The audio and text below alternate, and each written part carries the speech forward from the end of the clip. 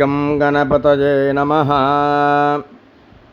ॐ सुमुखश्चैकदन्तश्च कपिलो गजकर्णकः लम्बोदरश्च विकटो विघ्नराजो गणाधिपः धूमकेतुर्गणाध्यक्षः फालचन्द्रो गजाननः वक्रतुण्डः शूर्पकर्णो हेरम्बस्कन्दपूर्वजः षोडशैतानि नामानि यः पठेत् शृणुयादपि विद्यारम्भे विवाहे च प्रवेशे निर्गमे तथा सङ्ग्रामे सर्वकार्येषु विघ्नस्तस्य न जायते।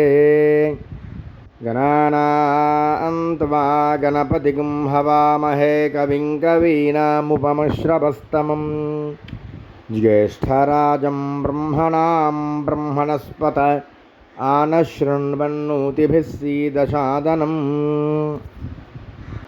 विघ्नेशविधिमार्ताण्डचन्द्रोपेन्द्रवन्दित नमो गणपतये तुभ्यं ब्रह्मणां ब्रह्मणस्पते आयुर्देहि यशो देहि श्रियं देहि च सौख्यकम् पुत्रान् पौत्रान् प्रपौत्रांश्च देहि मे गणनायक विनायक नमस्तुभ्यं शततं मोदकप्रिय निर्विघ्नं कुरु मे देव सर्वकार्येषु सर्वदा। ॐ तत्पुरुषाय विद्महे वक्रतुण्डाय धीमहि तन्नो दन्तिः प्रचोदयात्।